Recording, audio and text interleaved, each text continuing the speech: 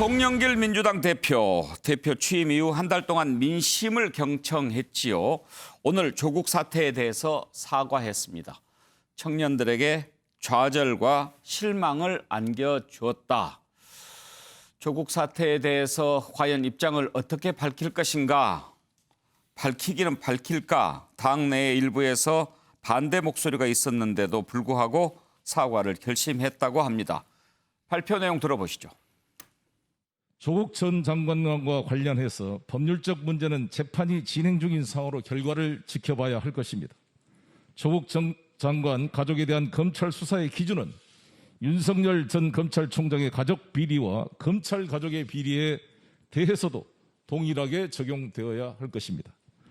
조국 전 장관의 책은 일부 언론이 검찰의 주장을 일방적으로 받아쓰기 하며 융단 폭격을 해온 것에 대한 반론 요지서로 이해하고 있습니다. 법률적 문제와는 별개로 자녀 입시 관련 문제에 대해서는 조국 전 장관도 수차례 공개적으로 사과했듯이 우리 스스로도 돌이켜보고 반성해야 할 문제입니다. 좋은 대학 나와 좋은 지위 인맥으로 서로 인턴시켜주고 품앗이 하듯 스펙 쌓기 해주는 것은 딱히 법률에 저촉되지 않는다 하더라도 그런 시스템에 접근조차 할 수 없는 수많은 청년들에게 좌절과 실망을 주는 일이었습니다. 민주당은 국민과 청년들의 상처받은 마음을 헤아리지 못했던 점을 다시 한번 사과드립니다. 예, 먼저 박진영 부대변인 의견을 들어볼까요? 네. 송영길 대표 조국 사태 관련 사과 어떻게 생각하십니까? 통렬히 반성한다. 뭐 이런 표현을 쓰셨는데요. 저를 비롯하여 이제 흔히 하는 이제 친문 일부에서 그게 당이 사과할 일인가 뭐 이런 이야기를 하기도 했습니다만은 이 송영길 당대표가 저는 진중하게 잘 정리했다. 잘 정리했다. 이게 정답인 것 같습니다.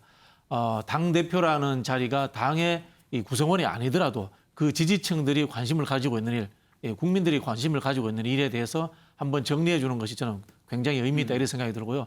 이 정리를 계기 삼아서 민주당에서 더 이상 조국 장관 관련해서 논쟁을 하지 않는 것도 정치적으로 굉장히 의미가 있지 않을까 그런 생각이 듭니다. 물론 다만 이 조국 장관 건은 이 조국 장관이 의도치 않더라도 야권 또는 언론에서 저는 대선 시기에 또 꺼낼 수 있다 이렇게 봅니다. 다만 거기에 대해서는 이제는 조국 장관이 대응해야 될 시간이 아닌가 이렇게 생각을 하고 민주당은 일단락 짓는 것이 전략적으로 좋다. 잘하셨다 저는 이렇게 보입니다. 네. 당 일부에서 반대가 있었다고 하던데 주로 어떤 목소리들인가요? 금방 말씀드린 것처럼 이 조국 장관 건에 대해서 검찰 개혁이라는 부분에 대해서 같이 짚어야 된다. 뭐 이런 부분들이었던 것 같거든요. 그 부분에 대해서는 이제 메시지에서 충분히 녹여냈다 이렇게 보여지고요. 또 조국 장관을 손절매하는 것이 아닌가 뭐 이런 이야기를 했는데 조국 장관 스스로가 민주당과의 거리두기를 하겠다라고 밝히셨기 때문에 저는 그런 측면은 아니다라고 이렇게 좀 변호하고 싶습니다. 윤부영 의원, 결국은 이 조국 사태의 본질을 어떻게 규정하고 어떻게 보느냐 이것 아니겠습니까? 그렇죠. 그러니까 지금 이제 조국 사태가 과연 공정과 정의가 훼손된 그런 것으로 봐야 하느냐 아니면 윤석열 총장이 대통령의 인사권을 침해하고 그리고 뭔가 자신한테 유리한 쪽으로 가기 위해서 이것을 이용했던 것인가 뭐 이런 것에 대해서 확실하게 좀 규정을 해야 되는 그런 문제가 있어요. 그렇죠. 지지자들을 향한 메시지와 비판자들을 향한 메시지 그게 그 점에서 달라지는 것 같아요. 그러니까 지지자들의 경우는 검찰의 과도한 권한 행사, 권한 남용 기억하시겠습니다만 2019년 9월 6일 조국 전 법무장관, 당시 법무장관 청문회 날 저녁에 사문서 위조라는 점을 내세워서 기어이 정경심 교수 부인을 기소했죠. 그날 밤에 했던 바로 그걸로 상징되는 검찰 권한의 과도한 행사. 이게 이제 별개 하나고요. 그리고 조국이라는 셀럽이라고 영어로 얘기하지 않습니까? 당시에 젊은 친구들에게 인기라고 표현을 해도 맞을지 모르겠습니다만 하여튼 인기와 신뢰를 한 몸에 받았던 조국이라는 민정수석 출신의 법무장관이 까보니 상당 부분 언행이 좀 달랐구나. 내로남불이라는 얘기를 떠올릴 때 비판자들은요 조국 사태를 먼저 떠올리잖아요. 그러니까 이건 제가 보기에는 이제 송영길 대표의 사과는 오로지 저는 하나의 목적밖에 없었다. 뭐냐?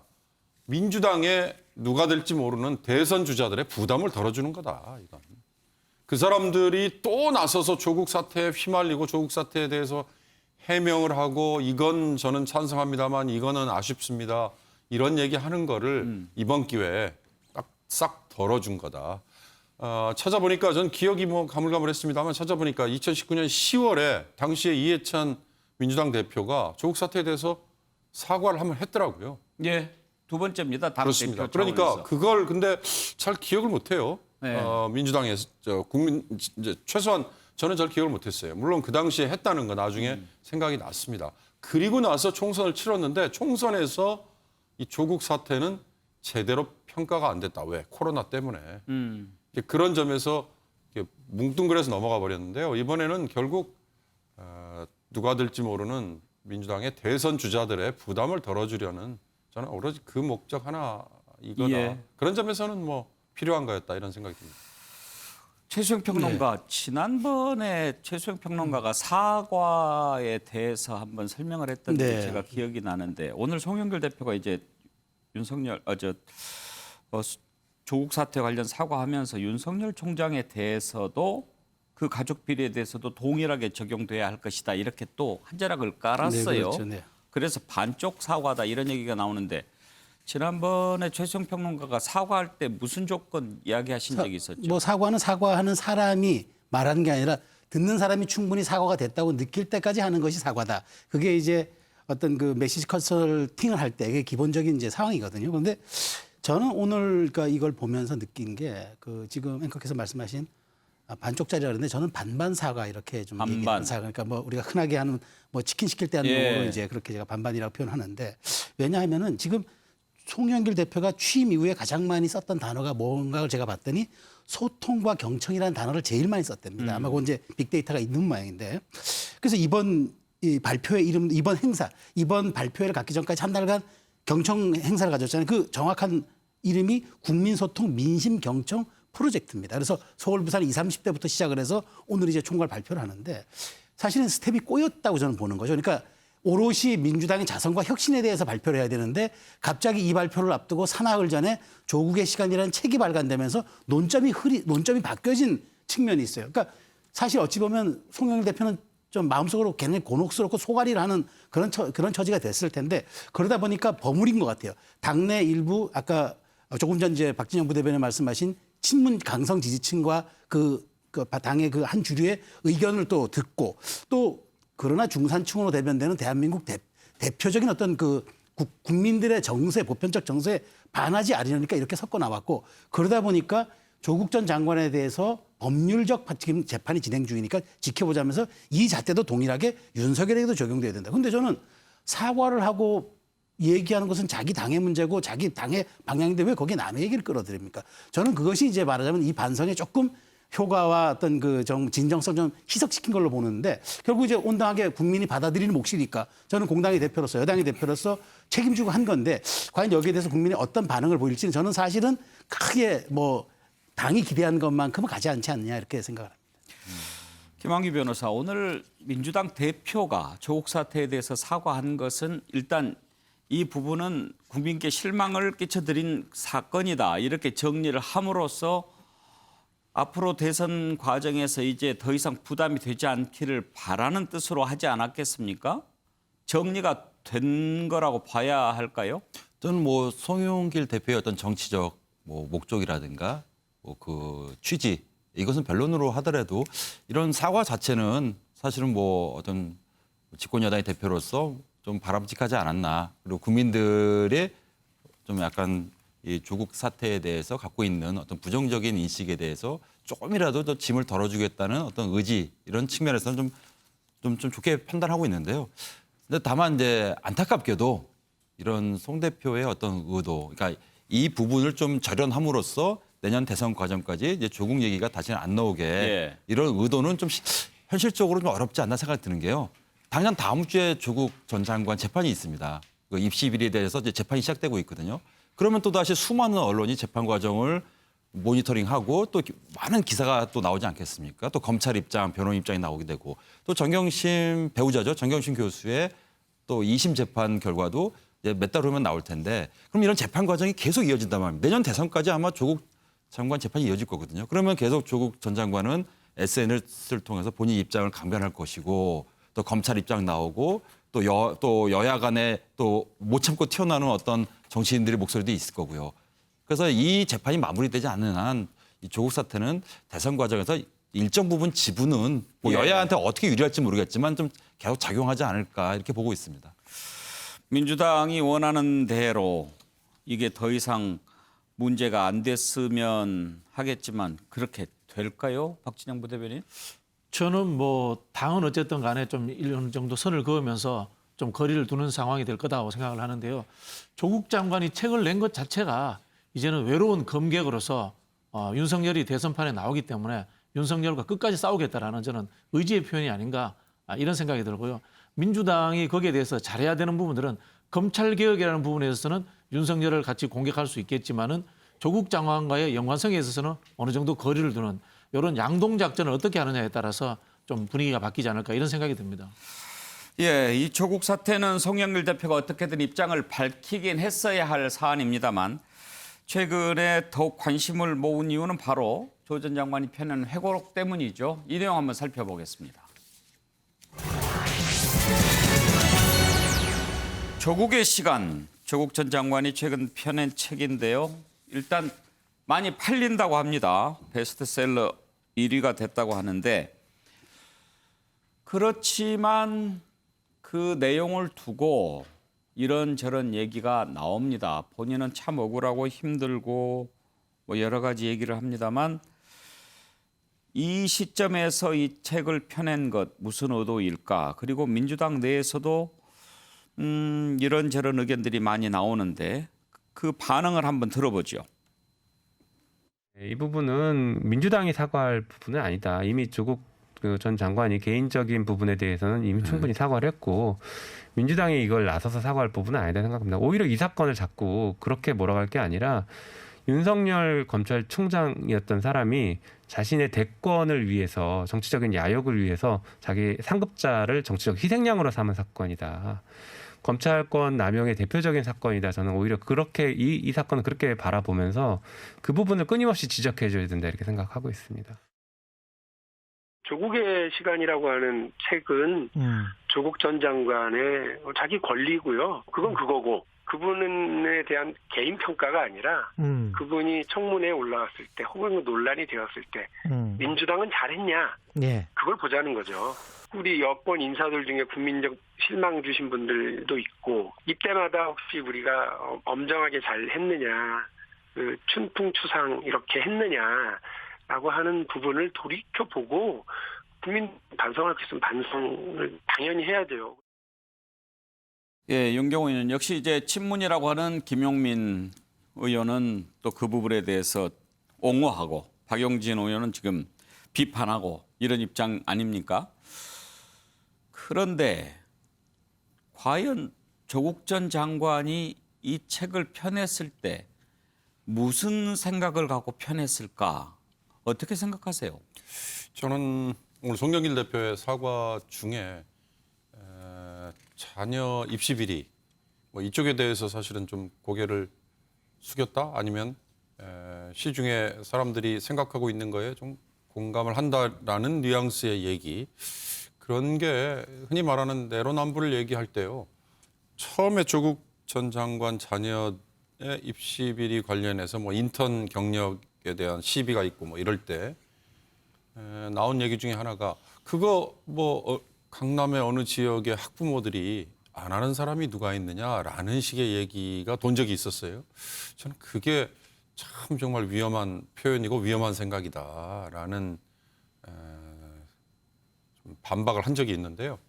이번의 경우도 사실 전 조국 장관이 왜 지금 책을 펴냈을까 그 생각이 가장 본인이 여러 가지 검찰의 과도한 뭐 먼지털이식 수사 이런 걸로 인해서 당했던 것 중에 자식들에 관련된 문제를 검찰이 털었다고 표현하면 좀 심할 수 있습니다만 한 게 좀 억울하지 않았나라는 그런 생각을 해요.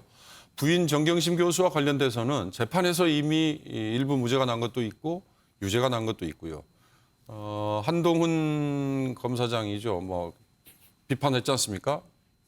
재판에서는 묵비권을 행사하는 사람이 지금 책 내면 뭐하냐. 이거는 제가 보기에는 한동훈 검사장 뭐 누구보다 잘 아는 사람이 그 얘기를 왜 했을까 싶은데요. 예. 배우자와 관련된 이 재판의 증인으로 나서서는 형사소송법상 당연히 진술 거부할 수 있고 묵비권 행사할 수 있지 않습니까? 그거는 제가 보기에 그건 시비를 걸 사안은 아닌 것 같고 결국 조국 장관이 왜 하필 지금 책을 펴냈을까? 내가 억울하다. 뭐 이런 측면에서는 내가 과도하게 당했다. 물론 그거 누구나 알 수 있는 이유입니다. 근데 그 중에 뭘까?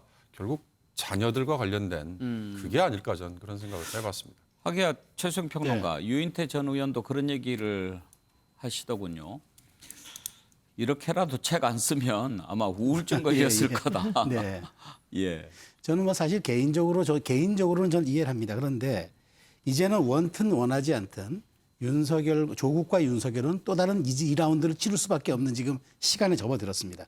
그러니까 저는 제일 안타까운 것은 뭐냐면 사실 조국의 시간이라는 이 책에 전 제목을 보면서 책의 제목은 조국의 시간이지만 저는 윤석열의 시간이라고 읽고 싶더라고요. 저는 이제는 원하지 않든 원튼 원하지 않든 이제는 2라운드로 촉발됐는데 저는 상당 부분 저는 조국 전 장관이 저는 이 부분을 굉장히 망각한 것 같아요. 자기 개인사의 아픔은 가족의 아픔을 얘기할 수 있어요. 그러나 본인으로 인해서 초래했던 사회적 갈등과 저런 어떤 폐해에 대한 공적 이런 가치는 완전히 눈을 감고 우리 가족이 피해를 봤다. 우리 가족이 도륙을 당했다는 식의 저렇게 감성적 호소를 하는 게 과연 공판 중심주의를 외치는 형법학자의 적의 올바른 태도인가. 300회에 걸친 재판의 증언은 안 하면서 법정 장외전에서 책을 펴내서 자기만의 주장을 일방적으로 대중에게 전달하라는 저 태도가 온당한 것인가. 예. 저는 이 부분을 지적하지 않을 수 없고요. 그다음에 본인이 최소한 대중의 어떤 동정과 좀 지지를 얻으려면 최소한 거짓말을 하지 말았어야 되지 않느냐. 근데 이런 부분에 대한 것은 법정 장내에서는 팩트로 반격을 해야 국민이 동의할 텐데. 근데 장 밖에서 저렇게 아주 시기적으로 윤석열의 등판이 임박한 시기에 저 책을 펴냄으로써 또 다른 이제 논쟁으로 또 비화되게 하는 어찌 보면 저는 이번 대선의 화두 또한 조국이 빠질 수 없는 그런 상황이 돼버린 것 같은데 저는 어쨌든 뭐 개인으로서는 충분히 이해합니다만은 법무장관을 지냈던 그다음에 민정수석과 법무장관을 지내고 정말 우리는 공판 중심주의를 외쳤던 형법학자의 저게 올바른 태도고 자세인지 그 점은 제가 질문하지 않을 수 없습니다. 부재도 불씨는 아직 꺼지지 않았습니다. 그렇게 달았더군요. 그런데 조국도 조국이지만 한동훈 검사장 또 입장을 밝혔습니다. 글쎄요. 김한기 변호사. 한동훈 검사장이 입장을 밝히고 뭐 이렇게 지금 뭐 회고록을 반박하고 그 내용을 떠나서 한동훈 검사장이 이렇게 지금 뭐 자기 의견 밝히고 이럴 시간이라고 생각한 걸까요? 사실 현직 검사장이 이런 어떤 정치적 이슈에 대해서 자신의 목소리를 내는 경우는 사실은 거의 찾아볼 수 없는데요. 이례적이죠. 예, 근데 한동훈 검사장은 뭐 얼마 전에도 뭐 추미애 전 장관의 어떤 인터뷰라든가 예. 이런 부분에 대해서도 뭐 반박하는 어떤 인터뷰를 한 사례도 있었고 또 이번에는 더 직설적으로 반박을 했었더라고요 보니까.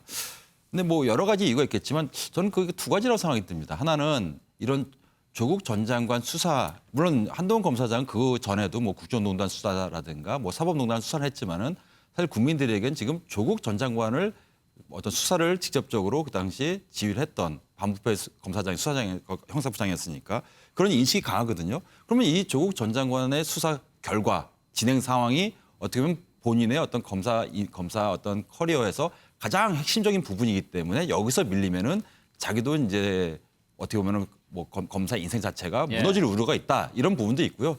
더 나아가서 지금 신임 김호수 검찰총장이 임명되지 않았습니까? 그럼 아마 다음 주나 늦어도 다다음 주에는 검사장 인사가 이루어질 겁니다. 그럼 벌써 지금 한동훈 검사장은 지금 이제 소위 검언유착이죠. 관련해서 이제 뭐 연수원으로 이제 징계 비슷하게 좌천이 뭐 2차례 정도 있지 않았습니까? 그럼 이제 조만간에 검사장 인사가 있을 텐데 과연 또다시 계속 좌천된 상황이 있을 것인지 이제는 현직으로 검사장 지휘로 이제 복귀할 것인지 이 문제가 남아있 또 크다는 이슈인데 미리 한번 본인의 목소리를 내므로써 이번 검사장 인사에서 내가 과연 또 불이익을 받는다면은 결국은 조국 때문 아니냐 이런 이미지를 좀 여론에 호소하는 거 아닌가 이렇게 생각은 듭니다. 그걸 어떻게 봐야 할지요. 박진영 부대변인. 지금 그 한동훈 검사장이 어쨌든 지금 현직 검사 신분 네네네. 아닙니까? 예. 그리고 조국 전 장관이 쓴 책에도 보면 윤석열 전 총장이 서울중앙지검장으로 그렇죠. 네. 임명을 해달라 이렇게 네. 얘기한 거 아니에요. 그 정도로 네. 하여튼 뭐 최측근이었다는 것을 딱 이렇게 공개를 했으니까 뭐 어떤 정치적 상황까지 이렇게 보고 얘기를 하는 걸까요? 당연히 보고 있다고 봐야죠. 저는 뭐 우리 김한규 변호사님 말씀보다 조금 더 나가서 윤석열 대통령 만들게 하고 있다. 저는 뭐 이렇게 보여집니다. 현직 검사장이 물론 뭐 한직에 물러나 있다고 하지만은 정치적인 사안에 대해서 발언을 하고 있지 않습니까? 위험을 무릅쓰고 하고 있는 겁니다. 이게 문재인 정부가 계속되는 상황에서 다음 검사장 인사에 나를 다시 구제해줘? 저는 그 정도 메시지 아니라고 봅니다. 이거는 대놓고 윤석열 대통령 만들기다. 뭐 저는 이렇게 보여지고요. 앞에서 제가 잠깐 말씀드렸지만은 조국 장관이 책을 쓴 이유도 조국 장관의 입장에서 가장 최악의 상황은 뭘까요? 가족이 재판받아서 유죄를 선고받는 것 외에 정치적으로 보면 윤석열 총장이 대통령 되는 겁니다. 그럼 뭐냐면 조국의 시간이 과거에는 내가 공격을 받았지만 이제 앞으로의 조국의 시간은 윤석열을 공격할 시간이다. 이렇게 저는 본인이 선언했다고 봅니다. 책의 내용을 보면요. 대다수가 본인의 변론을 하는 것 외에 검찰에 대한 비판들, 예. 아까 말씀하신 것처럼 한동훈 검사장을 서울중앙지검장으로 임명해 달라고 했다는 요청이 있었다라든가 예. 이런 비사들을 계속해서 밝히고 있거든요. 이건 뭐냐면은 나도 이제 공격하겠다라는 거고 그 핵심은 대통령 선거고 인물은 윤석열 총장이다. 이렇게 보여지는 겁니다. 책 봤어요? 아직 못 봤습니다. 아직 못 봤어요? 예. 정청래 의원은 5권 주문했다고 그러던데. 네. 예, 자 그러면 윤석열 전 총장 얘기 한번 해볼까요? 정치 입문이 임박한 것 같습니다. 국민의힘 의원들과 여러 차례 접촉한 사실이 드러나고 있습니다. 정진석 의원하고 장제원 의원 통화하고 권성동 의원 만났고 윤희숙 의원도 서로 한번 연락을 한 것 같습니다. 대체로 들려오는 얘기들은 확실히 정치한다. 그리고 국민의힘으로 입당할 것 같다. 시기는 전당대회 이후가 될 것 같다라는데 의견이 모아집니다. 시사평론가 장혜찬 씨가 윤석열 총장을 만났다고 하지요. 그 얘기 한번 들어볼까요? 그 이전에 특별한 인연이 있었던 건 아니고 제가 방송에서 말하는 내용이나 소셜 미디어에 쓰는 글들을 보고 자기 속을 잘 이해하는 사람 같다고 한번 만나보자고 해서 갑자기 그렇게 만나게 됐습니다. 이번 모종린 교수님과의 만남에도 같이 좀 동행해줬으면 좋겠다는 그런 제안을 받고 함께 한 겁니다. 뭐 특별히 시민들을 대하거나 인사를 주고받고 사람들이 알아보는 것에 대해서 불편함을 전혀 느끼지 않는 것 같았고요. 이 사람을 만나는 빈도라던가 이런 것들이 굉장히 늘어나고 있기 때문에 뭔가 이 추진력을 내고 있다. 뭐 한번 딱 마음먹으면 돌파하는 스타일로 옆에서 보였거든요. 또 골목길 경제학자 모종린 교수님 만나서도 골목 상권 개발의 주인공이 청년 세대가 되어야 된다고 강조했기 때문에 부동산도 부동산이지만 청년 세대에 대한 관심이 상당히 깊다는 것을 옆에서 많이 느꼈습니다. 최승훈 평론가, 네. 장혜찬 평론가 얘기를 들어보니까 앞으로도 뭐 필요하다면 네. 창구 역할을 하겠다 뭐 이렇게 네. 얘기를 하던데 아마 이제 그 홍보 쪽으로 사람을 좀 둔가라고 봐야 될까요? 그렇죠. 뭐 어쨌든 지금 현직 방송에서 활동하는 시사평론가를 저렇게 자기 플랫폼화했다는 거는 예. 앞으로도 계속 가디를 맺겠다고 좀 보여지는데 저는 여기서 사실 윤석열 총장의 행보를 좀 흥미롭게 보면서 제가 정리를 한번 해본 게 예. 있습니다. 뭐냐면 윤석열 전 총장이 3월부터 처음에 대중에게 얼굴을 공개했거든요. 그 일정을 제가 한번 분석을 해봤습니다. 3월에 처음 이제 대중에게 얼굴 나타날 때 김영석 교수를 만납니다. 그러니까 이분은 노 교수에다가 존경받는 철학자입니다. 예. 가장 루틴한 방법을 택한 겁니다. 4월에 노동 실험 문제 전문가인 정승국 중앙승가대 교수를 만납니다. 그다음에 이어서 김성한 고대 교수를 만났는데 이분은 안보 문제 전문가입니다. 예. 그다음에 5월 초에 권순우 한국 자영업 연구원장을 만나고 반도체 연구소를 방문하고 블록체인 기술 관련 인사와의 만남을 합니다. 그다음에 유한준 홍익대 교수 건축학을 만납니다. 다시 말하자면은 경제 분야, 블록체인, 비트코인 핫한 이슈에 대해서 경제 분야 공부를 하는 걸로 이제 언론에 공개가 됩니다. 그다음에 바로 5월 말 정진석 의원, 뭐 권성동 알려진 대로 윤희숙 의원, 유상범, 장제원 의원 통화 쭉 이어집니다. 그리고 6월 1일 이제 젊은 층이 많이 다니는 연희동 거리 골목길 경제학자를 앞세워서 대중에게 유동인구 많은 곳으로 나아갑니다. 그러면 다음에 벌써 전개될 다음 행보가 저는 예측이 되는 겁니다. 그러면 이제는 본격적인 대비가 남았다는 신호로 저는 받아들이고 있는 겁니다. 그러니까 지금 윤석열 총장의 행보가 저렇게 갈짓자가 아니라 제가 보기에 상당히 준비되었고 상당히 단계별로 지금 차근차근 나아가서 이제는 공식적인 데뷔전만 앞둔 것 같은데 그 데뷔전은 6월 한 20일 이후가 될 것 같다는 제가 생각이 듭니다. 윤경호 의원, 장해찬 평론가도 젊지요. 30대로 알고 있는데 대체로 이제 정치하는 사람들이 이렇게 공보 쪽 사람을 좀 택한다면 언론계에서 좀 오랜 경험을 했던 중진 언론인들 뭐 이렇게 하고 그러는데 뭐 내가 앞으로 막개로 했다라고 확실하게 한 것은 아니지만 창구를 일단 이쪽으로 택한 것도 젊은 시사평론가 어떤 그 언론사 출신이 아닌 이것도 어떤 의미가 좀 있어 보이잖아요. 글쎄요. 근데 그 장해찬 평론가가 앞으로 과연 윤석열 쪽에 그런 역할을 하는 게 맞을까? 그러니까 뭐 객관성이나 공정성 측면에서 그런 점에서는 기회가 되면 내가 앞으로 얘기할 거라고 그렇게 얘기를 하더라고요. 예, 아니 그렇다면 뭐 정식으로 완장을 차거나 감투를 쓰고 하는 뭐 거 지금 본인이 직접 나오지도 않았는데 누구한테 완장을 주겠어요? 그렇죠. 이제 예. 그러니까 그런 점에서 뭐 약간의 근데 언론 입장에서는 사실 그런 공식적인 창구가 오히려 더 필요할 수도 있습니다. 그동안에 언론계에서 돌았던 얘기는 윤석열 총장과 가까웠던 관계에 법조 출입 기자들 중에 언론계에 상당히 중진, 뭐 구체적인 이름도 조금 흘러다녔어요. 뭐 한두 사람의 이름이 거론이 됐는데 아직 지금 앵커가 바로 저한테 제동을 걸고 나오셨듯이 아니 윤석열 총장의 주변에 아직 포진이 안 돼 있는데 그걸 누가 스스로 얘기할 수도 없는 거고요. 또 공식적으로 무슨 완장을 채워줄 수도 없는 거고. 저는 최근에 그 행보 중에 우리 최 평론가께서 잘 정리를 하셨습니다만 그 중에 마지막에 결국은 눈에 들어오는 거는 이제 현역 의원들, 그것도 국민의힘 의원들을 집중적으로 만나는 게 그동안에 제3지대로 가는 거 아니냐. 그리고 국민의힘에 들어간다면 이 검찰의 검찰의 중립성 뭐 이런 것들을 부르짖으면서 정부의 대통령에게 반기를 들었던 전직 검찰총장이 제1야당으로 가는 순간 이건 스스로의 자기 부정이 아니냐라는 비판 이걸 끊임없이 했는데 이게 이제 좀 시간이 지나면서 아니면 대중들의 망각 때문에 좀 물타기가 돼버린 시점이 됐다.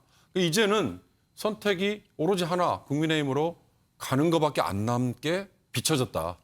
문제는 언제 들어가느냐 이제 이것만 남는 효과로 최근 한 며칠 사이에 그냥 집약이 된 거 아닌가 그런 분석을 저는 해봅니다. 장해찬 평론가가 보니까 34살이군요. 아주 젊고 이준석 전 최고보다 더 젊은 거죠.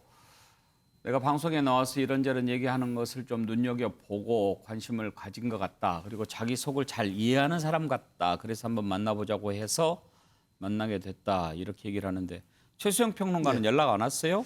그래서 저는 총장? 기다리지도 않고 있습니다만 연락은 안 오네요. 네. 머리가 하얘서 나이가 많은 분인 줄 알고 그랬을까요? 50대보다는 아무래도 30대를 택하는 게 윤석열 전 총장이 대권 전략을 간다면은 그렇죠. 그게 좀 합리적인 판단 아니겠습니까? 예. 김한기 변호사는 지금 움직임을 어떻게 보고 계세요? 네, 최근에 그 이제 국민의힘 의원들 물론 그 권성동 의원이라든가 이제 장제원 의원은 그 탄핵 과정에서 그 어떤 탄핵에 찬성하는 입장 의원들이었기 때문에 한결 좀 정치적 부담은 좀 줄었을 텐데요. 근데 이분들 만났다는 자체는 결국은 이 현역 의원들 통해서 정치적 메시지가 여론화되거든요. 그럼 국민들이 이제 알아들을 거고요. 근데 거기에 내포된 의미는 결국 머지않은 시기에 국민의힘의 윤석열 전 총장이 입당할 가능성이 있다. 이렇게 결론이 지어지거든요. 저는 여기서 뭐 진짜 윤석열 총장한테 궁금한 것은 그 이분은 지금 대통령을 꿈꾸고 있다는 것이 뭐 일반 국민들의 뭐 생각 아니겠습니까? 일반적인 생각 아니겠습니까? 그럼 정치라는 것이 여러 가지 뭐 다양한 요소의 집합체지만 가장 중요한 것은 명분일 텐데 지금 무슨 명분으로 지금 국민의힘에 당장 입당을 해서 정권 교체를 주장하고 국민으로부터 심판을 받겠다 하고 있는 명분이 지금 굉장히 궁금하고요. 당장 명분을 만들 수가 있는지. 왜냐하면 검찰의 어떤 수사의 중립성, 독립성의 어떤 탄압을 받은 이미지로 국민의 지지를 받고 지금 나온 입장 아니겠습니까? 예. 근데 본인이 당장 지난 박근혜 정권 당시에 국정원 댓글 수사를 하다가 또 탄압을 받았어요. 그때도 수사의 독립성이 굉장히 크게 훼손됐었거든요. 그 당이 국민의힘의 전신인데 그럼 국민들한테 갑자기 여기서 당장 입당을 이른 기간에 한다면 과연 본인이 내세웠던 어떤 공정성, 수사의 중립성, 독립성이 과연 설득이 될 것인가. 이 명분 측면에서 아마 윤 총장이 좀 많은 고민이 있어야 되지 않을까 봅니다. 뭐 나오면은 질문이 많이 쏟아지겠죠. 윤석열 총장 그렇게 얘기했다고 하죠. 내 정치는 질문을 받는 순간 시작이 될 것이다. 그렇게 얘기를 했다고 하는데 일단 지금까지 알려진 것으로는 정진석 의원, 권성동, 윤희숙 의원 만났고 장제원 의원과는 통화를 했다고 합니다. 권성동 의원 얘기를 한번 들어볼까요? 이렇게 안 나서냐 빨리 대권 도전 의사를 표명해야 될 거 아니냐. 그래 하니까 뭐 자기가 열과성을 다해서 이게 몸과 마음을 바쳐서 내가 정권 교체에 앞장서겠다라는 그런 뉘앙스로 말씀을 하시더라고요. 근데 명색이 제가 사선 중진 의원 아닙니까? 그래도 뭐 원내대표까지 도전했던 중진 의원인데 먼저 전화해서 만나자라는 의미는 또 뭐 우리 당의 여러 의원들하고 통화도 하고 만나기도 했지 않습니까? 그렇죠. 정진석, 윤희숙. 이런 것을 종합해 보면은 윤 총장이 삼지대를 생각하지 않다는 반증이죠, 이것이. 박진영 부대변인 누구를 만났느냐도 이제 그 가늠해 볼 수 있는 잣대가 되잖아요. 네네. 권성동, 윤희숙, 정진석 그리고 장제원 의원과 통화. 네네. 어떤 그림을 탄핵 찬성파들이죠. 탄핵 찬성파. 네, 탄핵 찬성파들인데요. 저는 윤석열 총장이 정치권에 나오는 부분에서 윤희숙 의원은 거기엔 포함이 안 돼요. 포함은 안 돼 있지만은 뭐 탄핵과 관련이 없는 분이죠. 관련이 없는 분이죠. 정치권에 나오는 데서 검증을 두 가지를 받아야 된다고 늘 이야기를 했습니다. 하나는 이제 도덕성 검증, 가족 문제인데 금방도 장모 이야기를 했지 않습니까? 근데 물론 뭐 장모 얘기 저렇게 하시면 안 되죠. 내가 이제 이 흔히 하는 고위공직자인데 장모 연루 의혹이 있어서 그것조차도 미안하다. 이렇게 하고 이제 공정하게 뭐 재판 받아야, 뭐 수사 받아야 된다. 이렇게 해서 해야 되는데 그런 좀 미흡한 점은 있습니다만 두 번째는 정체성 부분인데 정체성 부분에 갑자기 최근에 이분이 제3지대로 갈 것인지 국민의힘으로 올 것인지 여기도 고민했을 겁니다. 근데 한꺼번에 이준석 최고가 최근에 이걸 해결해 줘버린 거예요. 제가 보기에는. 지금 옆에 오늘 같이 있었던 장해찬 시사평론가는 또 다른 의미의 긍정적인 의미의 이준석 최고인 거죠. 젊은, 혁신. 그리고 또 한편을 보면은 이준석 최고도 탄핵에 찬성했던 사람이에요. 찬성했던 사람인데 TK에서조차도 지금 지지율 1위가 나온단 말입니다. 이건 뭐냐면은 지금 국민의힘을 지지하는 보수층들이 탄핵을 했건 안 했건 이게 관계치 않고 정권 교체에 쓸모가 있는 사람이면 받아주겠다. 그런 신호를 보낸 거예요. 그러다 보니까 윤석열 총장이 사실 윤희석 의원이라든가 장제원 의원을 아마 오늘 내일 통화한 게 아닐 겁니다. 좀 시간이 지났을 수도 있었을 겁니다. 그것까지도 공개하면서 이제는 대놓고 국민의힘에 내가 들어갈 수 있다라고 이렇게 안심하고 이야기를 하는 상황이 아닌가 저는 그렇게 해석을 합니다. 윤희숙 의원한테는 정치를 같이 하자 그렇게 얘기를 했다고 합니다. 입당부터 하시라라고 얘기를 했다고 하는데 윤석열 총장이 국민의힘을 플랫폼으로 택한다면 무엇 때문일까요? 그 내용은 패널들과 함께 생각해 보겠습니다. 만약에 국민의힘을 택한다면 일단 그동안에 윤석열 총장을 좀 잘 안다. 그리고 관련 얘기를 했던 분들 말은 좀 빗나간 것이 되죠. 김종인 전 비대위원장 5월중에 입장 표명할 것이다. 제3지대 택할 것이다. 그렇게 얘기했는데 그렇게 안 되게 되는 거죠. 그래서일까요? 김종인 전 위원장 이제 윤석열 총장 관심이 없다. 이렇게 선을 그었습니다. MBN 프레스룸 취재팀과 얘기를 했던 내용을 한번 들어볼까요? 이준석 전 최고위원이 당대표 될 가능성이 좀 높아지는 것 같잖아요. 가능성을 어떻게 보세요? 여론조사상으로 보면은 가능할 거라고 봐요. 그럼 윤석열 전 총장이 지금 뭐 국민의힘에 뭐 들어오는 걸로 마음을 정했다라는 보도. 나는 그거는 뭐 난 관심이 없어요. 뭐 본인이 알아서 할 일이지 뭐. 그것도 다 지나간 얘기니까 나 더 이상 관심이 없어. 전혀 관심이 없다니까 내가. 내가 뭐 때문에 그 사람들을 만나야 할 일이가 뭐 있어. 그럼 최재형 감사원장이랑 좀 요즘 접촉을 하신다는 얘기도 있는데 나하고 전혀 관계가 없는 거야. 내가 그 사람들 만나야 할 이유가 뭐가 있어요, 기본적으로. 윤경호 의원, 윤석열 전 총장 얘기 나오는데 질문 끝나기도 전에 나 그 사람 관심 없다고 얘기합니다. 본인이 이미 한 얘기에서 지금 벗어난 게 꽤 많고요. 예. 그다음에 제가 아는 김종인 전 비대위원장은 내가 해야 된다. 사실은 그게 속내예요. 대통령을? 지금까지, 그럼요. 예. 지금까지 매번 그래 왔어요. 그러나 그 1년 조금 안 되는 기간에 비대위원장을 하면서 그렇게 분위기가 마련이 안 됐다는 게 이제 현실 정치의 사실은 벽을 스스로 자임을 한 걸로 저는 그렇게 봅니다. 자칫 잘못했으면요. 만약에 윤석열 전 총장이 흔히 말하는 제3지대, 제3의 정당을 만들어서 또 김종인 위원장을 모셔갔다면 이분은 정말 대한민국 정당 CEO 시장에서 이미 전무후무한 기록을 남긴 분이지만 정당의 정체성 또는 뭐 이념의 방향 이런 거와 상관없이 어디든지 나는 가서 정당 경영을 맡아줄 수 있다. 이게 정말 희한한 거 아니겠습니까? 예. 전 그런 점에서 만약에 지금 윤석열 전 총장이 아까 제가 이제 남은 선택지는 국민의힘의 입당밖에 없는 것 같습니다. 시기밖에 없는 것 같습니다. 최근의 행보에 그렇게 읽힙니다라고 했는데요. 만약 그렇게 된다면 가장 큰 문제는 역시 정체성 충돌이다. 그러니까 무슨 정체성 충돌이냐? 흔히 말하는 뭐 전직 대통령 두 사람을 뭐 기소하고 감옥에 보내고 이거는 아까 제가 잠깐 말씀드린 것처럼 대중들이 망각할 수도 있을 겁니다. 그리고 우리 방금 지적이 됐듯이 큰 이 소용돌이 속에 다 받아주겠다. 오로지 문재인 정권 교체만을 가능하게 해준다면 이런 얘기 할지도 모르는데요. 지금 국민의힘 입장에서는 지난번 선거 패배 이후에 총선 패배 이후에 김종인 비대위원장이라는 이 간판을 내놨지 않습니까? 죄송한 말씀이지만 이분은 이미 80을 넘은 우리 정치의 어찌 보면 그 가장 기성세대 상징이었죠. 그런데 지금 가장 유력한 후보, 당대표 후보는 36살의 이준석이라는 또 극과 극으로 지금 가고 있단 말이죠. 과연 이게 국민의힘이 어떤 정체성이냐, 도대체 국민의힘의 이 이념이나 아니면 또는 뭐 기타 유권자들을 향한 호소가 과연 뭐냐. 예. 이거에서 저는 윤석열 전 총장이 대권 주자로서 거기에 들어간다 하더라도 또 이런 정체성의 충돌, 이 문제가 시작부터 그냥 바로 갈등을 불러일으킬 거다. 저는 그렇게 봅니다. 그래도 어제 토론에서 이준석 전 최고는 자신이 대표가 되면 김종인 전 비대위원장 모시겠다고 얘기는 합디다. 예.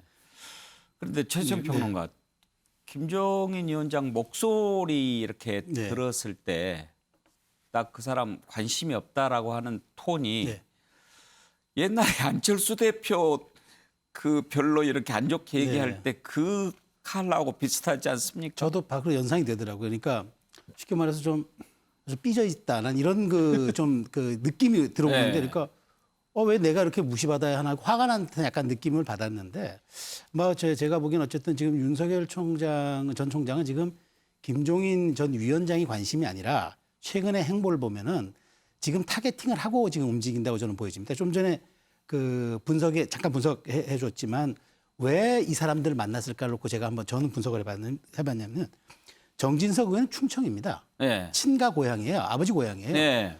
권성동 의원 강릉 외가입니다. 외가. 그럼 강원도는 내 외가 집안이라는 거예요. 네. 자 그러면 지역 내가 정체성을 보이는 대권 주자의 지역 기반 대한민국 현재 정치 문화에서 대단히 중요하지 않습니까? 충청 강원이 됩니다. 예. 그다음에 윤인숙 의원 만납니다. 수도권입니다. 수도권 초선입니다. 자 그러면 그러네. 나의 향후의 정치적 방향은 이렇게 갈 것이다. 경제 전문가입니다. 정파에 치우치지 않고 정책 전문가인 윤인숙 의원을 통한 상징적 메시지를 전한 겁니다. 장제원 부산이고요. 호남이 없네요. 그러니까 이제 본인이 이건 나중에 극복을 하겠다라는 것으로 저는 받아들여지고 TK는 어쨌든 그 당의 주류가 TK 아닙니까? 자기가 입당하고 대선 후보가 된다면 TK는 자연스럽게 자기가 흡수할 수 있다고 보는 거죠. 그러니까 저는 윤석열 총장이 사람 하나 만나는 것도 치밀하게 고민하고 만나고 타이밍을 조절하고 그다음에 그것을 묶어서 발표하는 것도 대단히 지금 저는 어떤 타임 스케줄에 맞추고 본인이 지금 어떤 전략적인 이 메시지를 어떻게 보낼까까지 고민하고 지금 행동하고 있다고 저는 보는 거기 때문에 국민의힘에 저도 이제 곧 국민의힘에 갈 거라고 보는데 그렇다면 왜 가느냐. 제3지대에서 사실 성공한 예가 없잖아요. 문국현 전 대선 후보도 마찬가지고 반기문 대선 후보도 반기문 전 총장도 똑같은 길을 걸었는데, 그러니까 윤석열 총장은 지금 시간이 얼마 없는 상태에서 가기로 정했으니까 하나하나 명분과 하나하나 본인의 기반을 닦고 들어가려는 지금 그 전초전으로 저는 해석을 하고 있습니다. 예. 그런데 박진영 부대변인, 네가 한번 생각해 봅시다. 김종인 전 위원장 지난번에 그 얘기는 했어요. 전화 오기는 왔다. 그러니까 그 전에 뭐 연락 오면 만나겠다라고 했는데 전화 와서 한번 뵙겠습니다. 뭐 그러고는 이제 연락이 없다는 것 아닙니까? 왜 그 뒤로 연락을 안 했을까요? 왜 안 만났을까요?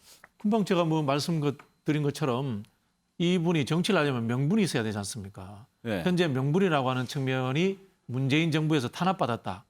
이것 외에는 지금 존재하지 않거든요. 그럼 뭔가 미래지향적인 것을 본인도 내보여야 되지 않습니까? 근데 김종인 비대위원장이 미래지향적인 정치인이다, 미래지향적인 가치를 상징한다, 이렇게 볼 수는 없는 거죠. 그런 측면에서 여러 가지 상황 논리를 보고 있었던 거죠. 그래서 우리 최수영 평론가님 말씀하신 것처럼 중도적인, 국민의힘 입장에서 보면 중도적인, 크게 이렇게 모나지 않은 사람들을 두루두루 사실은 만나고 있었던 거예요. 예. 만나고 있다가 어떤 기회를 포착한 건데, 저는 이 기회가 지금 이 국민의힘 전당대회라는, 그리고 또 이준석이라는 젊은 혁신적인 변수가 나타나는 상황, 이 상황을 잡아서 지금 대놓고 이제는 자기 얼굴을 내비치는 이런 상황으로 가지 않았나, 이렇게 해석이 되고요. 저는 이 상황에서 김종인 비대위원장이 그냥 뭐 이렇게 정치 일선에서 완전히 은퇴하지는 않으실 거라고 봅니다.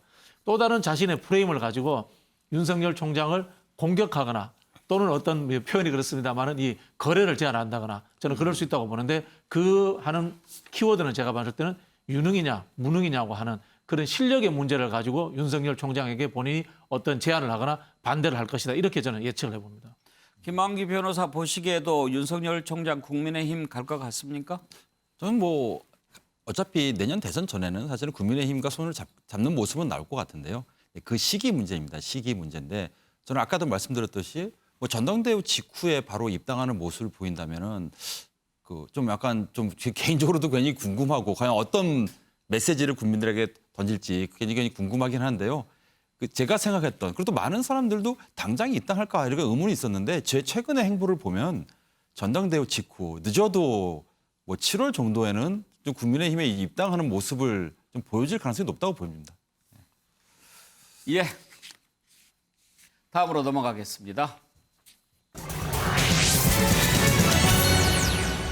어제 국민의힘 당대표 후보 토론회 잘 보셨지요? 어제 눈길 끈 것이 몇 가지 있었는데, 특히 이준석 후보와 나경원 후보의 날선 충돌이 상당히 좀 돋보이더군요. 그리고 스피드 OX 문제가 재미있었다는 분들이 많았습니다. 먼저 이준석 후보와 나경원 후보 간의 공방 한번 보실까요? 나경원 후보께서 줄기차게 지금 저에게 트럼프와 닮았다라는 이야기가 자시면서 저에게 어떤 혐오의 이미지를 더 씌우려고 하시는 걸로 보입니다. 트럼프와 닮았다는 것은 제가 진중권 교수가 중앙일보에 쓴 칼럼을 이용한 것입니다. 비겁하게 한 학자의 20대 글을 인용한다고 하실 것이 아니라, 이준석이 혐오를 했다고 판단하시면은 진중권 교수에게 논리를 위탁하지 마시고 혐오 발언을 뭘 했는지 소개해 주십시오.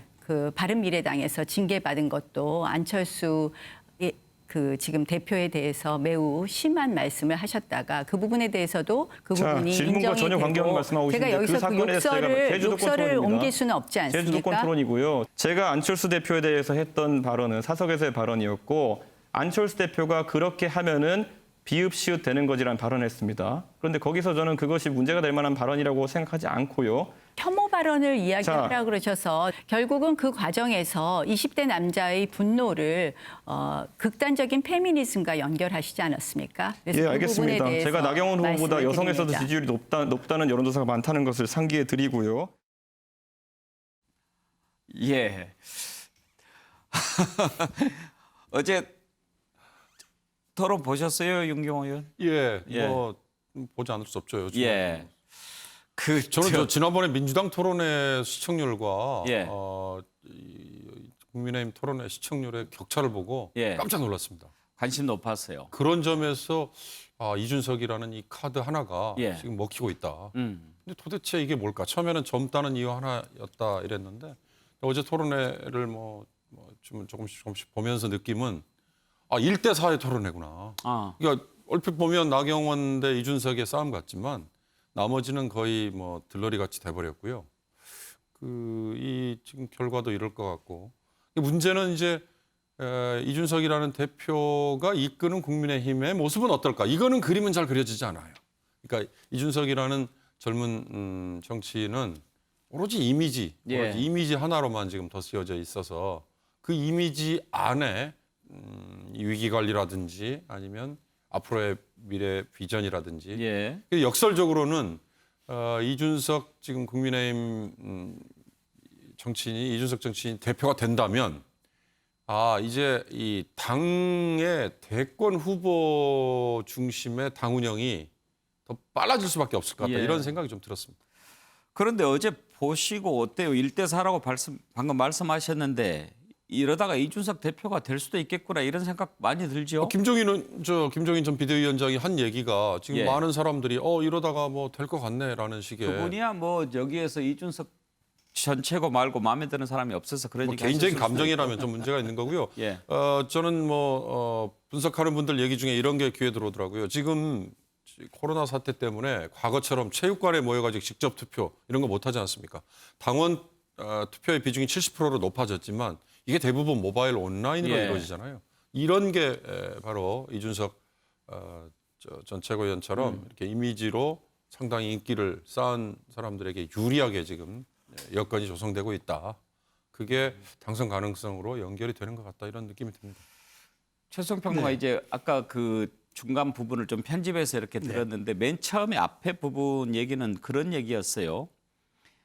당신은 오늘 아침 방송에서도 그러니까 어제 안철수 대표와 내가 사이가 안 좋다는 거는 온 국민이 다 알고 있다. 그런 얘기를 이준석 전 최고가 했는데 나경원 후보는 그렇게 사이가 안 좋은 사람하고 어떻게 같이 우리가 모든 후보들을 다 불러서 통합할 수 있겠느냐. 당신이 그러면 그 얘기를 한 거거든요. 근데 안철수 대표를 향해서 막 이렇게 욕설도 하고 그랬던 모양이죠.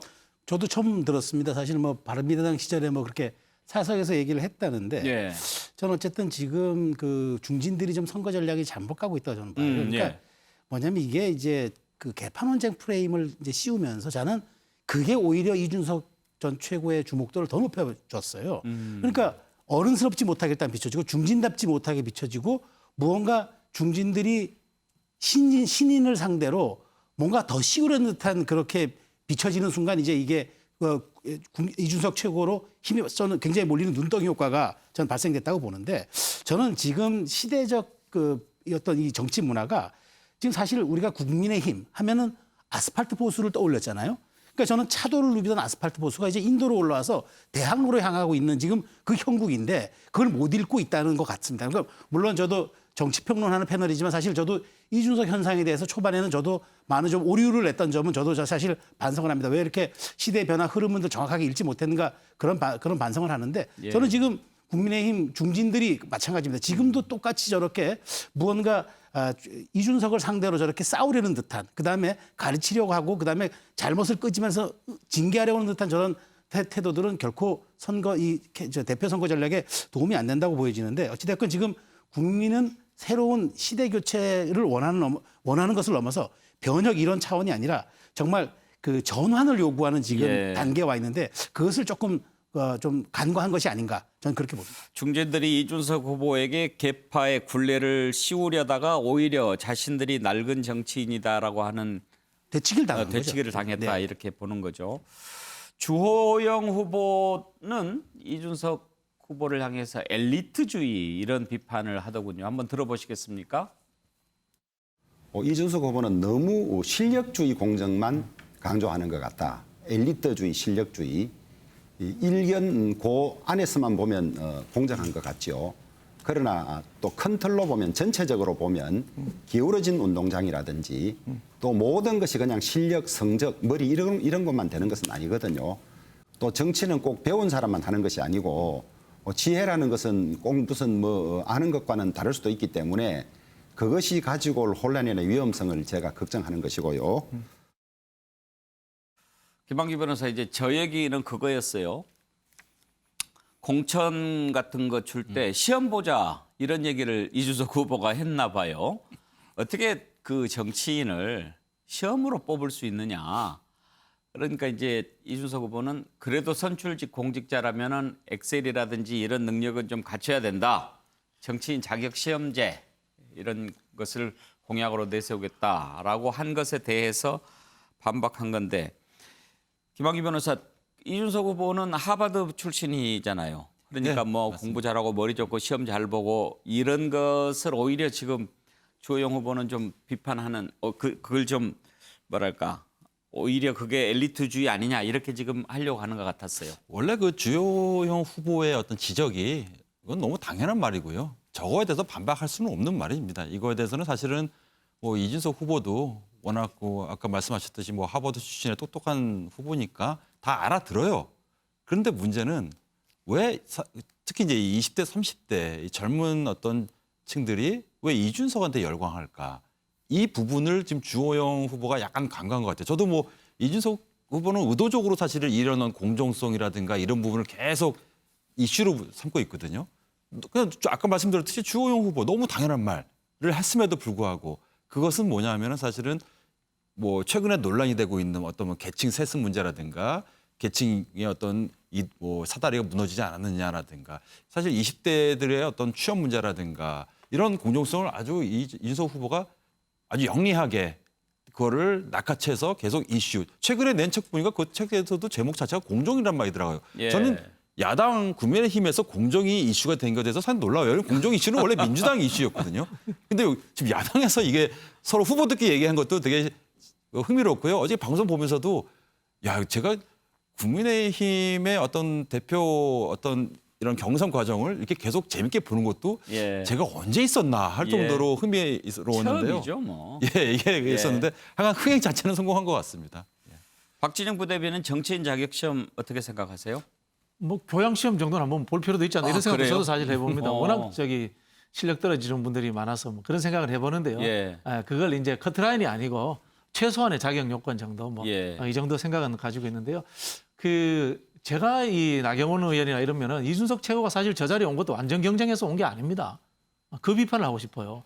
이준석 의원이 이 자리까지 온 거 어떻게 된 겁니까? 박근혜 대통령이 청년 최고위원으로서 청년 최고위원이 없으니까 청년 최고위원을 할당 준 겁니다. 배정 줘서 그 자리에 꼽아준 겁니다. 그래서 시작된 건데 애초부터 본인은 완전 경쟁해서 올라온 것처럼 그렇게 이야기하면 안 되죠. 저는 그런 식으로 해서 지금 이준석 최고가 이야기하고 있는 20대에 대한 공정, 완전 경쟁 논리가 사실은 존재하지 않는 것이라는 것에 대해서 이야기를 해주고 깨트려줘야 되는데 그런 부분을 좀 못하는 게 아닌가라는 좀 그런 생각을 들었고요.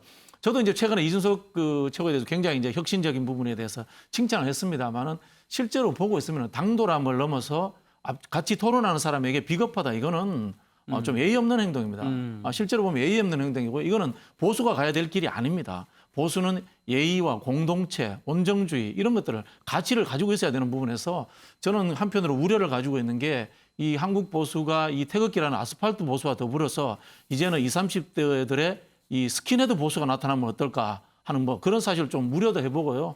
그런데도 불구하고 지금 상황은 이준석 최고의 표현대로 호랑이 등에 올라탄 상황이다. 국민의힘은. 지금 이 상황에서 중진들이 혹시나 단일화를 한다거나 이렇게 해서 이준석 최고가 당선 안 되면 어떻게 되겠습니까? 아마 국민의힘이라든가 그 지지층들이 혁신하지 않는다고 막 난리가 날 겁니다. 그럼 또 이준석 최고가 당선이 되면은 그 안정성이라든가 제가 금방 표현드린 이념적인 편협성의 문제라 이런 것들을 또 어떻게 극복하겠습니까? 이거 마냥 저는 이 바람의 혁신 바람이라는 것이 좋은 것만은 아니다. 왜? 방향이 정확치 않기 때문에. 그런 우려도 같이 했으면 좋겠다 이런 생각입니다. 최수영 평론가 지금 그 박진영 부대변인 얘기했는데 비겁하다 막 이런 표현 면전에서 하고 상당히 직설적인 화법을 많이 구사하잖아요. 이게 마이너스가 될 것 같기도 한데 또 그런 화법을 요즘 젊은 층은 좋아할 수도 있겠죠? 뭐 이재명 지사가 사이다 발언으로 인기를 얻었잖아요. 그러니까 대중은 사실 모호한 경계에 있는 발언보다는 시원하게 한쪽에 이야기를 하는 것을 더 선호하는 거죠. 이게 이제 뭐 사실 사이다 고구마 논쟁이 그렇게 나온 건데 뭐 올바른 얘기라도 또박또박 그렇게 좀 답답하게 하는 것보다 조금 뭐 방향은 다르더라도 그냥 시원하게 얘기하는 게 귀에 쏙쏙 들어오는 그런 효과 같은데 저는 사실 엘리트가 또 이번에 엘리트주의가 논쟁이 됐는데 사실은 이준석 최고는 엘리트 출신이긴 하지만 정치적으로는 3번의 낙선을 겪은 아주 현실 정치의 좌절감을 겪은 사람들이에요. 저는 그런 좌절을 겪은 이준석을 통해서 지금 2030 세대가 동질감을 느끼고 있고 현실감을 반영하고 있다고 저는 보는 거예요. 그러니까 옳다 그르다 논쟁이 아니라 저기에서 자기의 지금 현실과 대비되는 걸 투영하고 있는 건데 저는 이준석 최고가 이런 흐름을 저는 어떤 말의 품격 같은 걸 가지고 좀 잘 가야 된다. 우리가 품격이라고 할 때 그 품자가 입구자 3개입니다. 결국 말이 보여서 품격이 되는 겁니다. 그런데 저 남은 한 9일간의 선거운동 기간이지만 이준석 전 최고가 말실수와 이른바 설화가 어쩌면 발목을 잡을 수도 있다는 생각이 들고 그래서 조심하고 또 앞으로 해야 되고 사실 그래요. 국민의힘이 옷 받고 입는다고 또 젊어지는 건 아니잖아요. 생각의 나이가 중요한 거지. 그럼 당의 생각의 나이라는 것은 곧 정치 지향점과 그다음에 당의 정체성, 나가야 할 방향 이런 게 중요한 건데 무조건 젊은 사람으로 대표를 갈아치게 한다고 그 당이 젊어졌느냐? 온당하지 않죠. 예, 어제 또 스피드 OX 문제를 저희가 내봤는데요. 재밌었다는 얘기가 많았습니다. 사실 어제 토론 때는 말씀을 안 드렸는데 후보들에게 질문을 사전에 알려주지 않았던 거거든요. 그러니까 후보들은 어떤 질문이 나올 줄 모르고 긴장하고 있었는데 OX로 아주 좀 민감한 질문 몇 가지 드려봤었거든요. 한번 보실까요? 박근혜 전 대통령 사면을 요청할 것이다. 네, 3분이 찬성, 2분이 반대하셨네요. 이준석 후보 왜 반대하십니까? 저희 당이 대선을 앞두고 사실 문재인 대통령께서는 이 문제에 대해 가지고 저희가 요청을 한다 해서 받아주실 분이 아니고 저희가 반대한다 해서 또 안 해주실 분이 아닙니다. 본인의 정치적 이해관계에 따라서 움직일 것으로 판단되기 때문에 저희가 빌미를 잘 빌 필요가 없다 이렇게 판단하고 해봐야 소용없을 것 같아서 그렇습니다. 전략적으로 움직이겠습니다. 나경원 후보께서는요?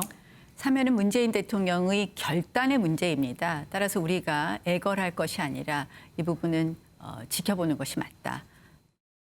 나는 지금 윤석열 전 총장과 어떻게든 연락을 하고 있다. OX로 답해 주십시오.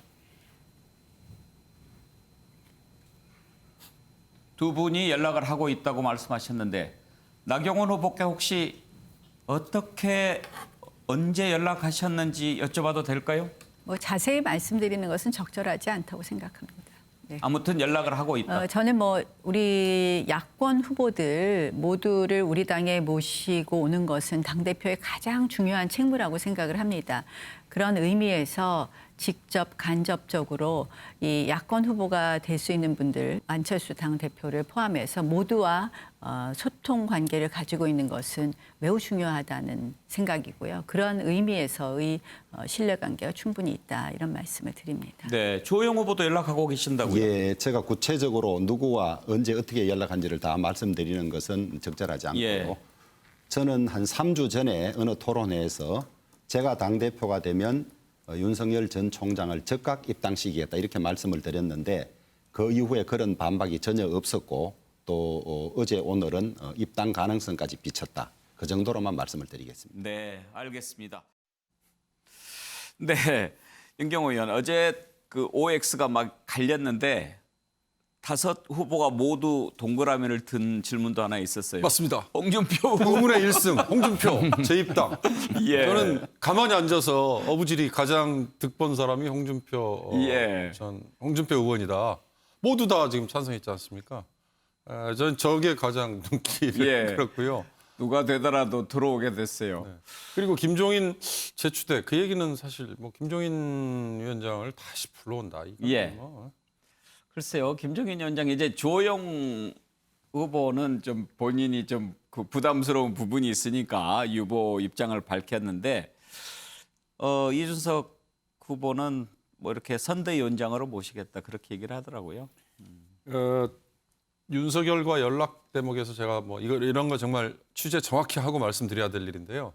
나경원 의원 전 의원과 윤석열 전 총장이 두 분 다 사법고시 시험이 늦게 됐거든요. 그러니까 나이에 비해서 두 분이 한 분은 82년도 대학 입학이고 한 분은 79년도 대학 입학이잖아요. 근데 나중에 대학 사시에 됐어요. 중간에 약간의 인고의 세월이 좀 있었죠. 그럴 때 같은 독서실에서 공부를 한 적이 있다. 이런 인연을 제가 들었어요. 그래서 이제 아마 그런 것들을 나경원 대표 후보는 아마 얘기하고 싶을 텐데 그런 거 얘기하면 오히려 지금은 머쓱하죠. 뭐 그런 얘기는 뭐 지금은 필요 없을 것 같고 하여튼 좀 그런 인연 전 들었습니다. 네. 자, 다음으로 넘어갈까요? 대구시가요. 화이자 백신을 자체적으로 도입하겠다라고 밝혀서 지금 논란을 빚고 있습니다. 대구시와 대구 지역 의료계가 자체적으로 화이자 백신을 도입하겠다라고 하는데 이게 지금 정상적으로는 대구시가 자체적으로 들여올 수가 없게 돼 있다는 겁니다. 그런데 어떻게 들여오겠다는 건지 이게 가능한 건지 진짜인지 이 좀 문제가 있을 것 같습니다. 권영진 시장 그리고 대구 의료계 메디시티 협의회장 그리고 우리 당국자의 발표까지 한번 들어보시죠. 대구시와 대구 메디시티 협의회가 화이자 백신 3천만의 분을 도입을 추진하고 있다라고 한 거는 뭐 사실입니다. 사실인데 이미 저희가 이 백신 수급이 정부 차원에서 하고 있지만 좀 어려움을 알고 작년 연말부터 시작해서 우리 대구 메디시티 협의회의 다양한 해외 채널을 통해서 백신 도입을 그동안 추진해왔고 최근에는 상당 부분 이게 가시적인 단계까지 와 있습니다. 그러나 최종 단계에서 우리 대구시가 직접 구입할 수는 없습니다. 구입은 정부에서 해야 되기 때문에 복지부로 전달을 했습니다. 그 화이자 바이오엔텍 백신에 대해서는 화이자 본사 쪽에 문의한 결과 현재까지는 한국에 대한 판권은 화이자사만 보유하고 있으며 다른 방식으로 공급되지 않는다라고 하는 답변을 좀 통보받았습니다. 정상 경로는 아닌 것으로 지금 판정되고 있고 공급이 가능하지 않다라고 하는 사실은 확인하고 있습니다. 이외 이 제안받은 제품군에 대해서는 화이자 쪽에서 현재 진위 여부를 좀 파악하고 있고 이 파악된 결과에 따라서는 법적 조치까지도 하겠다라고 현재까지는 내용을 전달받았습니다. 백신은 국가 단위에서 구입을 해야 되기 때문에 저희들은 그냥 일을 하다가 길이 있어서 그냥 제안을 드렸고 최종 결정은 우리 중앙정부에서 해야 되는 것이고 현재 프로세싱 중이기 때문에 확실하게 결정이 날 때까지는 제가 뭐라고 말씀드릴 상황이 아닙니다. 그래서 좀 조심스럽습니다. 중앙정부에서 결정을 내리시는 거니까 그때까지는 좋은 소식이 있기를 기다리는 마음으로만 말씀을 드릴 수 있겠습니다. 김만기 변호사 지금 3천만 명분을 도입하기로 했다 처음에 그렇게 밝혔는데 이렇게 뭐 백신을 지자체가 마음대로 이렇게 하고 그럴 수 있게 안 돼 있을 건데요? 저도 상당히 놀라웠고요. 만약에 저게 사실이라면 뭐 권영진 시장은 사실은 올해 2011년 올해 인물 아니겠습니까? 이거 어떻게 보면은 지방자치단체장이 국가가 할 일을 대신하는 사실이 아니라도 올해 인물 될 것 같아요. 그런데 문제는 뭐냐면 너무 어떻게 저런 정보를 지금 정부에 전달했는지 모르겠지만 이게 문제는 뭐냐면 이게 자칫하면은 이게 사실이 아니다.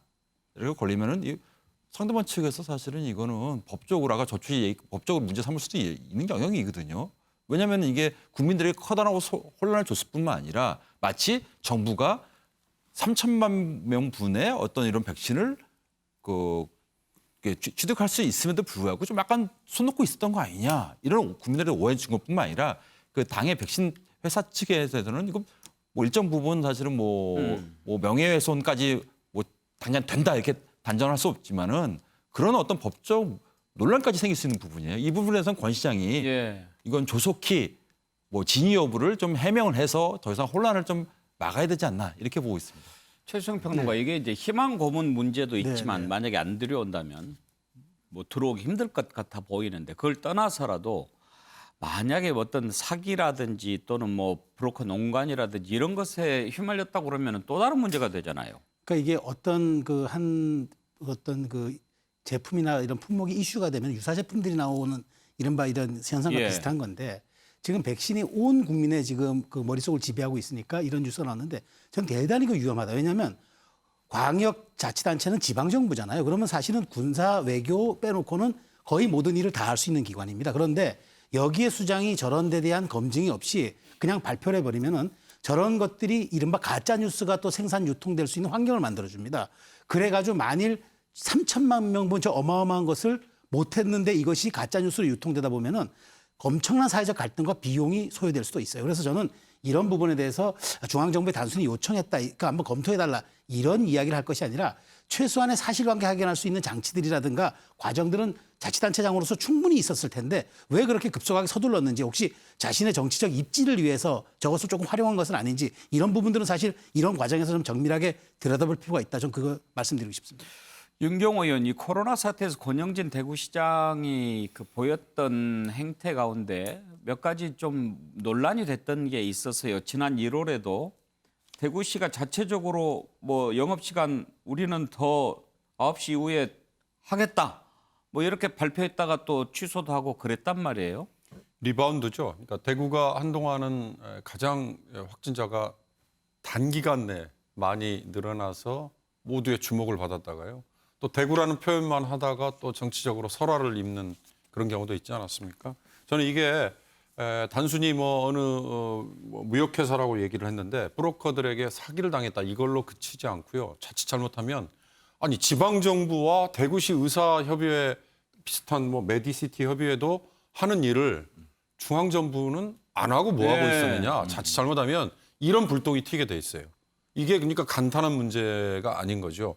지금까지 백신 공급과 관련해서 야당이나 또는 정부를 비판했던 쪽에서 했던 얘기 중에 하나가 정부가 왜 손 놓고 있었느냐였거든요.